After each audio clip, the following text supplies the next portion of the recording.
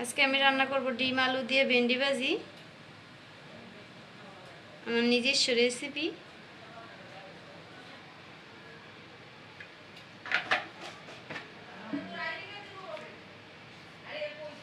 পেঁয়াজ দিয়ে দেব, পেঁয়াজ কাঁচামরিচ,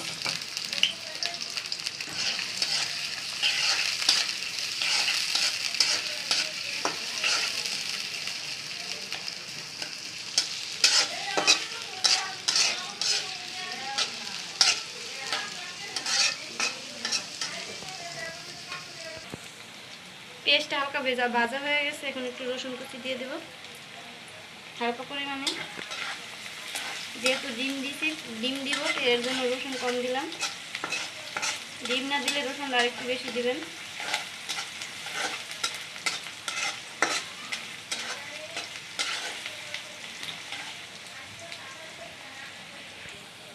দিয়ে দেবো হালকা পরিমাণে হলুদ।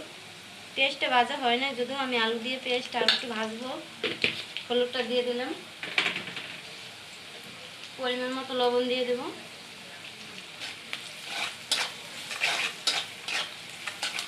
এখন আমি আলুটা দিয়ে একটু পেঁয়াজ আলু মিশিয়ে ভাজবো।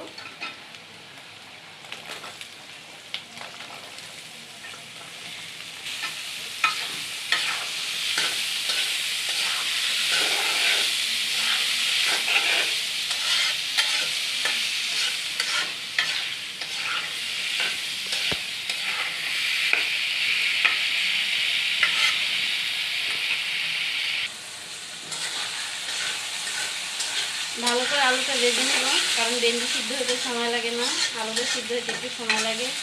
আমি আলুটা কিউব করে কেটে নিচ্ছি। ভালো করে ভেজে নেব আলুটা।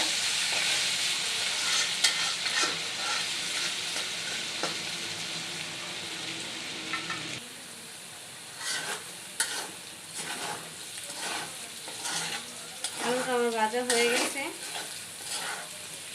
পুরো সিদ্ধ করবো না, কারণ ভেন্ডি দিলে তাহলে গলে যাবে আলুটা। হাফ সিদ্ধ হয়েছে আলুটা। এখন আমি ভেন্ডিগুলো দিয়ে দেব।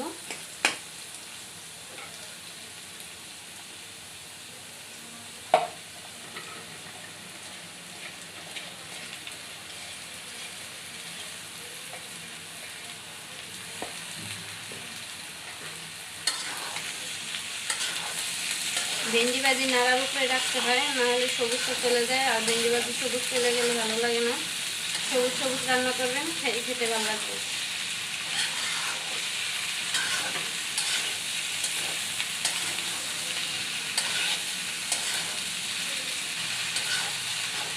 চুলার জালটা একটু লো করে দেব। হালকা একটু ঢাকনা দিয়ে দেব। ভেন্ডি ভাজিতে কোনো পানি ইউজ করবেন না।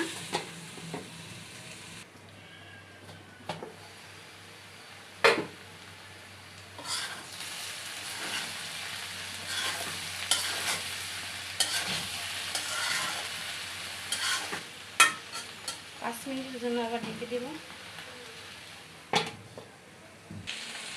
এখন আমি ডিম ভেঙে দিয়ে দেব।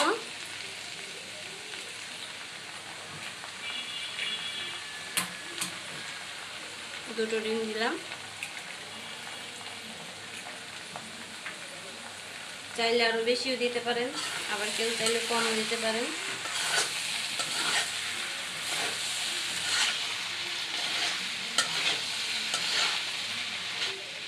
বেশি হলুদ দিবেন না, বেশি হলুদ দিলে গন্ধ আসবে হলুদের।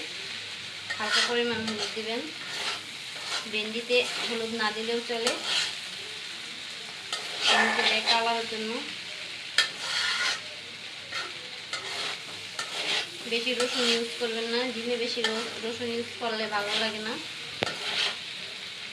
হালকা পরিমাণ দিলেই হবে। মরিচ যে যেমন খান, অনেকে ঝাল বেশি খায়, অনেকে কম খায়, যা স্বাদ মতো।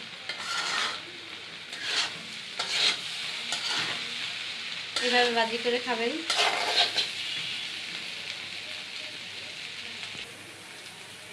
আমার রান্না শেষ। রান্নাটা যদি ভালো লাগে চ্যানেলটি সাবস্ক্রাইব করবেন। আর রান্না কেমন হয়েছে কমেন্টে জানাবেন।